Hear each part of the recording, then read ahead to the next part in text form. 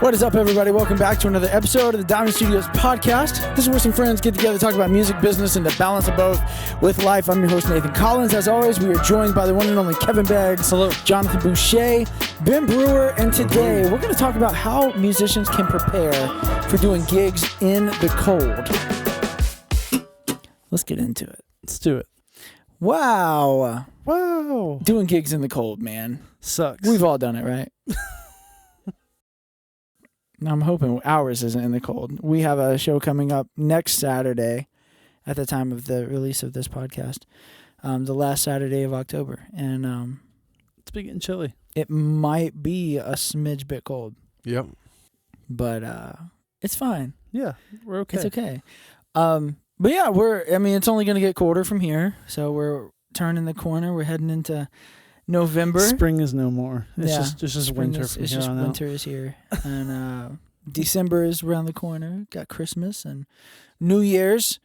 And if you're a musician and you do musician either full-time or as a side gig, then you are prepared to do some gigs in the cold, you know?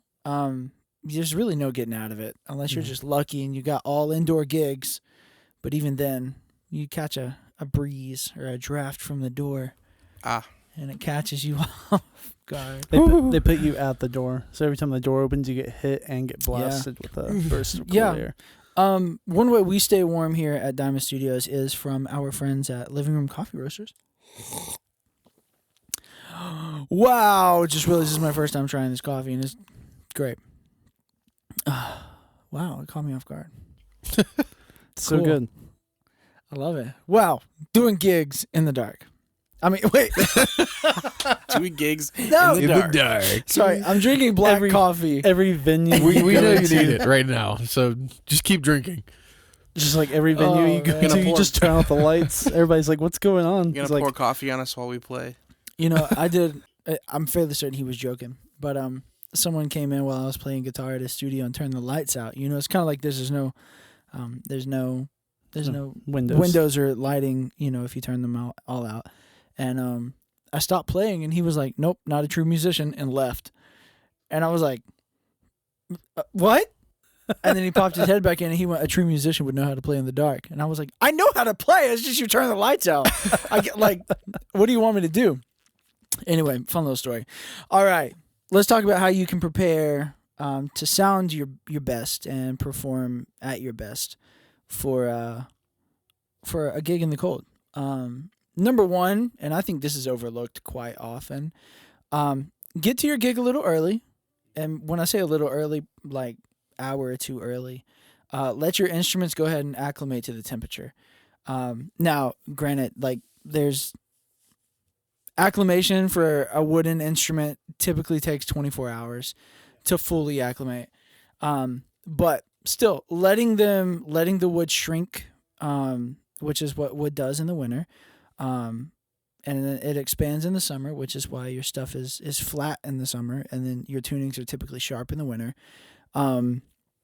You're like putting your instruments out there in the brutal cold. Go ahead, let them acclimate, let the wood shrink up a little bit, and then tune your guitar. Tune your drums or play your drums and see what they sound like. The image in my head is just somebody throwing their guitar out in like a field of snow, and it's like, all right, get better. Come back later. To each his own. All right, it's a buddy. violin I'll when see you come back. 24 hours.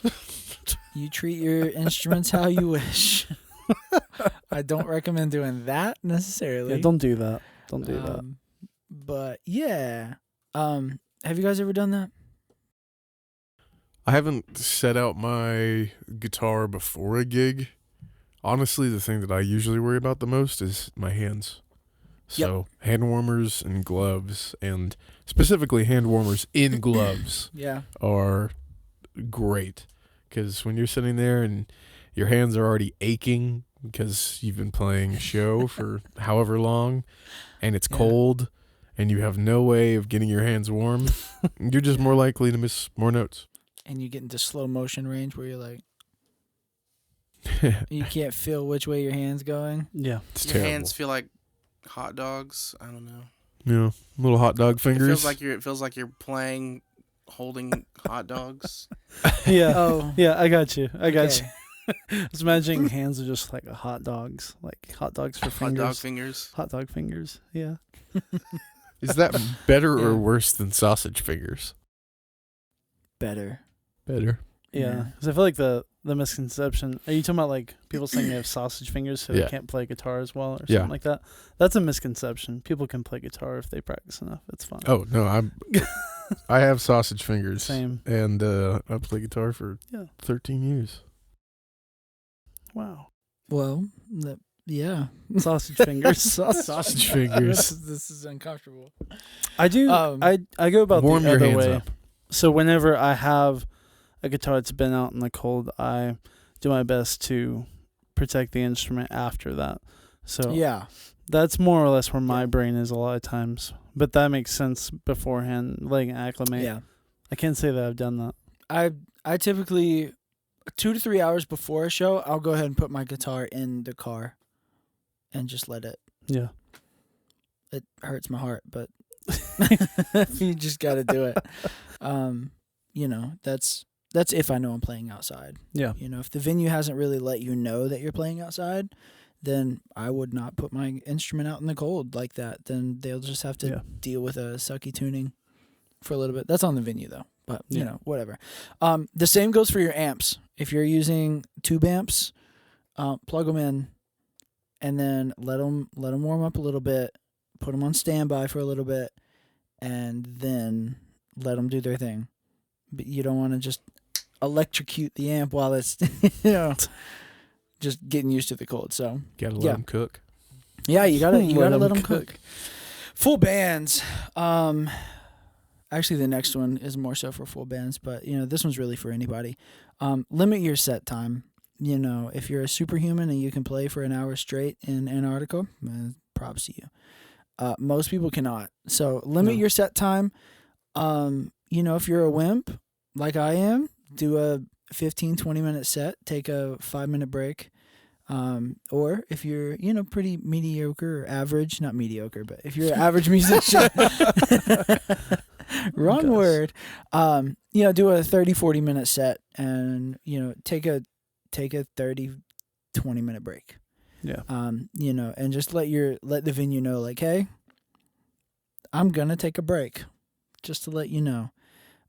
That's assuming they, you know, that's assuming they want you to play for a while.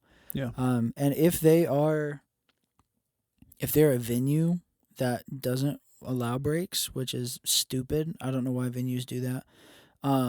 But if they're a venue that they don't want breaks or they don't have a DJ to fill in the gaps of empty, no music, then you should go ahead and tell them that they need to prepare to bring on another act after you because you're not playing any longer than 30 or 40 minutes. Right. Unless they're paying you a buttload of money, in which they're not, more than likely. Not. It's just musicians are not paid well for live gigs in small towns and bars, and No. it sucks. But, yeah. Do you guys It's have you ever wore gloves? Tried to wear gloves while playing, like the fingerless? No, never, I tried one time. never. The strings kept getting muted. One and it was time. a terrible experience. No. I tried one time. That's all it took. I don't know. Doing bar chords, you Yeah. can't. No, you Like, can't. I mean, you got to capo everything and stay in the key of G. I immediately had to take the glove off, and like Yeah. I played like Michael Jackson, like one hand with the glove and one without. I've done that. Yeah, I mean, you get grip yeah, grip things. Yeah. Because if I'm playing drums in the cold, I've had grip gloves, Yeah. almost similar to like football gloves, but with grips on my drumsticks and grips on my gloves. If Yeah. I'm playing, then I'm gonna wear grip gloves. Did you put hot hand warmers in the gloves? No, That would have been interesting. I'm all about balance, so I I have see, to I have two see. of the same sticks, and then if I'm Spider-Man. If the hand warmers, if they're shifting around, Oh, I see. and like I can't, it messes with my timing. I It's a gotcha. psychological thing, but I can't do it. That would drive me wild. Yeah, I get it's it, so. annoying. But yeah, so limit your set time. Go ahead and plan accordingly, and make sure your venue plans accordingly. Have you guys ever been stuck out in the freezing cold for a show, not knowing what to do? Yep. Yeah. More like forced to, and then have to just bear through it. Yeah. I mainly think of like marching band stuff. Oh yeah. So like we used to do a parade every first week of December, second week of December, and if it rained, they would still have us do the marching and holding a trumpet and a saxophone. You're just holding a metal instrument in the cold and It's in so the rain. cold. So your hand becomes one with the instrument. Yeah. And they still expect you to play. Like, It's like if I have to play Winter Wonderland one more time, I'm gonna die. It won't be a Winter Wonderland. Maybe a winter that's what it massacre. sounds like. It'll be a Winter Massacre. Be a winter massacre. Yeah. So that's point number 2. Limit your set time, 30, 40 minutes, and make sure the venue knows as well. Number 3, construct your sets so each player gets some relief. Oh man. Hallelujah. Amen. Preach it. So good. Great coffee. Yeah, there is nothing worse than if you're leading a set and you're singing and you just finished like, belting it out, and then you immediately have to go into another one and start singing again, and it's freezing cold. Your lungs are already limited. Right. It sucks. It really sucks. So like if Natasha just finished singing, go ahead and give Zuzu a chance to shine. You know what I mean? I'm just saying random names. I don't know anybody by these names. Natasha and Zuzu. Yeah, that's kind of a cool name. Zay-Z. ZZ. But yeah, let your players, let your bandmates take breaks, get some relief. If you can work it out to where, if you're a 4-piece, if you can work it out to where you can be a 3-piece for, every other 2 songs, then, that works too. Have a full band thing and then let your drummer leave. You guys do a couple of acoustic sets. Drummer comes back. You guys rock out without the bass player. Bass player comes back. You guys rock out without, a lead guitarist and do something chill and light. Just work it out to where there's some form of relief for the musicians. Because 2 songs worth of just sitting inside in the heat, it does a lot. It does a lot for the fingers. It's pretty good. Yeah. Yep. Honestly, I'd rather just tough through it Yeah. instead of going inside, going outside. But I know people who do that. But yeah, it's a weird thing. Yeah. I'd almost rather just push through and get it over with, Yeah. and then afterwards just thaw. Yeah. Now that one, as I mentioned before, when I said it was more so for the next point, this one would allow you to go a little longer. Yeah. If you had an hour set and the venue's like actually paying you, a couple grand, and you're going to play in 30-degree weather, and you got to make it work, then this is the method I would probably use. It's difficult to do. Yeah. Because you all got to be on the same page. You all got to understand that, like, hey, all right, the guitarist is leaving, so we need someone else to fill in. It's like your band has to function without a certain piece. members. Yeah. Yeah. I mean, it's doable. Yeah. It's doable. But yeah, if I were doing a longer set, that's what I would do. Yeah. All right. What's the hot drink of choice? Because making sure that you stay hydrated as well. Because, I mean, I think Yeah. people assume that you're only losing a lot of water when you're sweating a lot. But especially when it's cold out, you can still lose quite a bit of water. Yeah. Honestly, I've always, this is not healthy. But I don't know. I've always enjoyed having hot chocolate. Don't do that. What? But hot tea. Yeah. If you're singing. If you're singing hot If you're tea. singing, I would do some form of hot tea with some honey in there. A classic thing. Or leave a water or a Gatorade or whatever you drink during a set inside, and take a couple seconds, get off the platform, go get it, leave it at room temperature, and just drink away. Yeah. Yeah. That's a good question though. It's a really good question.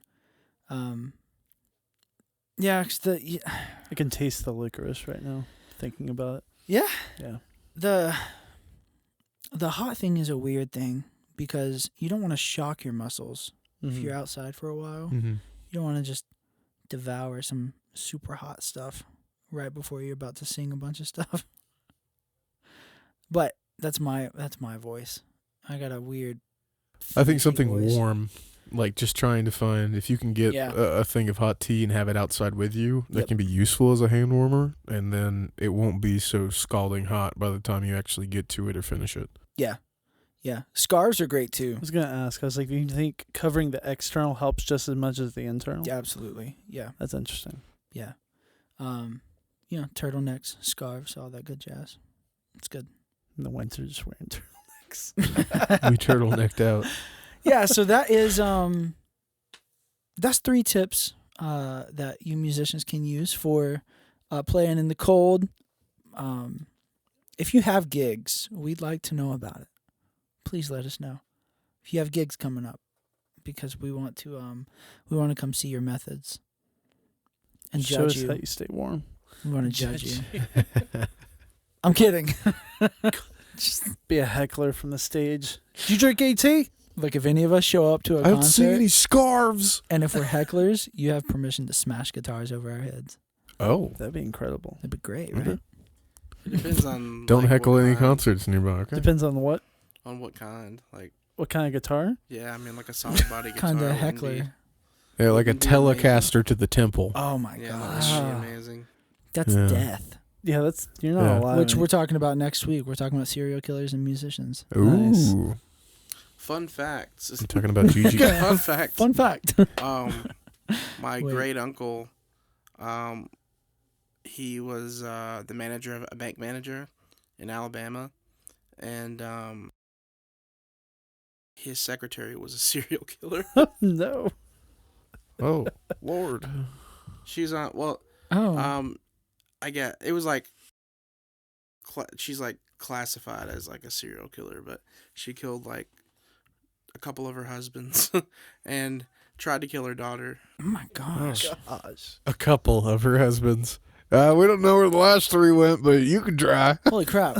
Well, come back next week to hear more about that story. Hey, can you call your uncle and have him come on? The podcast? No, I'm just kidding. That's weird. Yeah. Thanks for tuning in. Before we go, what have you guys been listening to this week? In the spirit of Halloween, listening to a little bit of Hell Mode. Jeff Okay. Rosenstock. Nice. Love it. Kind of, sort of similar, but not at all. I've listened to the Creepier EP by Reliant K a few times. Nice. It's a good one. It's a fun one. What about you, Kevin? Cup. I've been listening to some good friends of mine. The band is called Clavicle. Yeah. They released an EP probably almost like maybe a month ago, maybe not quite, called Good Manners. Nice. And they're a very Halloween type band. They just like Halloween. Mm-hmm. Their little emblem is, I think they have ghosts. They always have a ghost at their shows, like a little cartoon ghost somewhere. It's cute. It's nice. Nice. A ghost is appropriate. What about you? There's a new Wilco album out. Hey. No, yeah, yes to that, but I guess the serious one is Jerry Garcia's Reflections album. Oh, Ooh. Nice.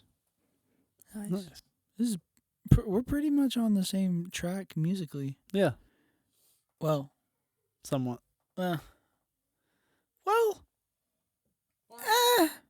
no. Never mind. No. We're completely different. Lied. All right. Well, hey, thank you guys so much for tuning in. As always, if you enjoy the show, please leave us a good review, share it, do all the cool stuff that every podcast asks you to do. That helps them grow because you're our marketing strategy and we love you. We love you. Couldn't have said that any more bland and disgusting. But yeah, next week we're going to talk about some cool, fun stuff, and it's going to be a fun episode. And you're incredible. Make sure you buy your merch, Diamond Studios merch. So our Halloween merch is extremely limited edition, and it is ending on the Monday before Halloween. So that stuff will not be available, and should have wore mine. Yeah, it's not going to be available after Halloween. So make sure you go get that. at Diamond Studios, LID.com under the merch tab. All right. You want to close us out? Yeah. This has been the podcast. This has been the podcast.